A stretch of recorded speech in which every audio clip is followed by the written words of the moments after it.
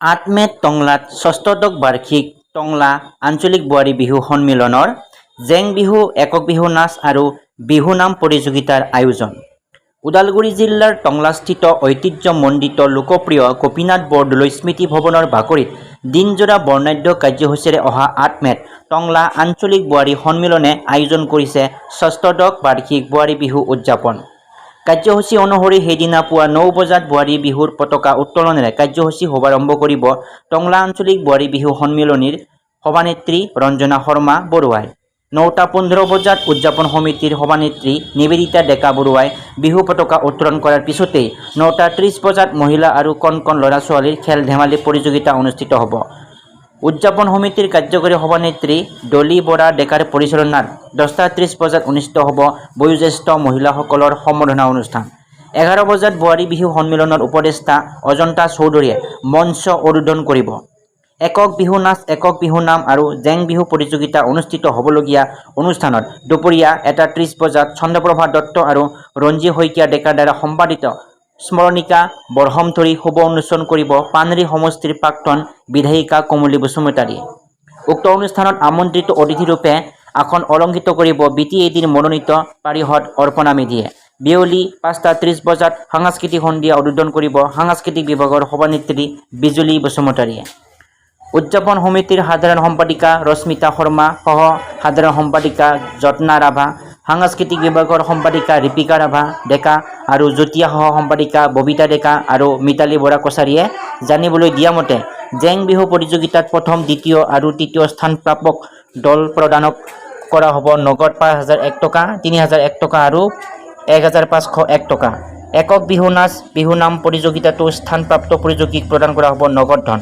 উদযাপন সমিতিৰ বিষয়ববীয়াই বিহুপ্ৰেমী ৰাইজৰ সহযোগিতা আৰু উপস্থিতি কামনা কৰিছে। 2007 চনৰ পৰা আমাৰ বোৱাৰী বিহু, টংলা আঞ্চলিক বোৱাৰী বিহুখন চলি আছে আজি পৰ্যন্ত। মাজতে কৰোণাৰ কাৰণে 2 বছৰ নহ'ল যদিও আমি পতাকা উত্তোলন কৰি তেনেকৈ উদযাপন কৰিলোঁ। তাৰপিছত বছৰে বছৰে আমাৰ টংলা আঞ্চলিক বোৱাৰী বিহুখন চলি আছে বৰ উলহ মালহেৰে আৰু এই অঞ্চলৰ যিখিনি জীয়ৰী বোৱাৰী আছে সেই সকলোৰে এই দিনটোৰ কাৰণে বাট চাই থাকে। আজি যিটো অহা 8 মে' 2022 বহাগ মাহৰ 24 তাৰিখে অনুষ্ঠিত হ'ব, সেই দিনটোলৈকে বৰ আগ্ৰহেৰে বাট চাই থাকে। সৰু ওলগ জনাইছোঁ আৰু লগতে আমাৰ বোৱাৰী বিহুখনৰ বাবে অসমবাসীক নিমন্ত্ৰণ জনাইছোঁ। আমি বহুত কষ্টৰে এই বিহুখন উদযাপন কৰি আহিছোঁ বিগত 16 বছৰৰ পৰা। এইবাৰ ষষ্ঠদশ হ'ব আমাৰ। বহুত কষ্টৰ মাজেৰে আমি পাৰ কৰি আহিছোঁ বিহুখন। 2 বছৰ অৱশ্যে আমাৰ ক'ভিডৰ প্ৰট'কলৰ কাৰণে আমি 2 বছৰ উদযাপন কৰিব নোৱাৰিলোঁ। যিহেতু এইবাৰ আমি সুবিধাটো পাইছোঁ, প্ৰায় আটাইখিনি আঞ্চলিক বোৱাৰী লগ লাগি আমি আকৌ পুনৰ উদ্যমেৰে আগৰ নিচিনাকৈ বিহুখন উদযাপন কৰিব। মহিলাসকলে কোনো ঠাইতে আচলতে মানে নিজৰ প্ৰতিভা বিকাশ কৰাৰ কাৰণে সুবিধা নাপায়। সেইকাৰণে আমি টংলাৰ অঞ্চলৰ বোৱাৰীখিনিয়ে লগ হৈ পেলাই আমি এইটোৱে এটা সিদ্ধান্ত ল'লোঁ যে আমাকো এখন মঞ্চ লাগে, আমাৰো ভিতৰত বহুত প্ৰতিভা আছে। তো সেই প্ৰতিভাখিনি বিকাশ কৰাৰ কাৰণে আমি টংলাৰ অঞ্চলত আমি এখন বিহু অনুষ্ঠান এটা ল'ম বুলি পেলাই ঠিক কৰিলোঁ, যিটো অনুষ্ঠানত চবেই অংশগ্ৰহণ কৰিব পাৰে।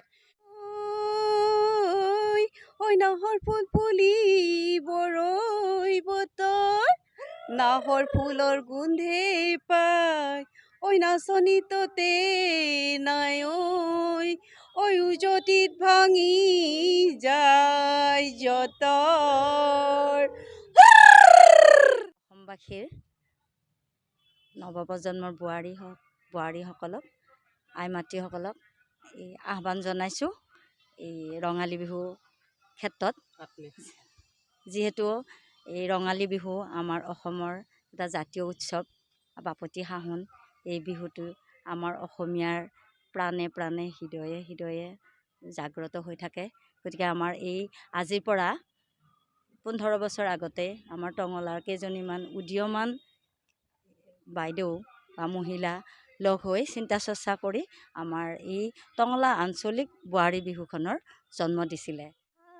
পালেহি ঐ ফুলিলে ভেবে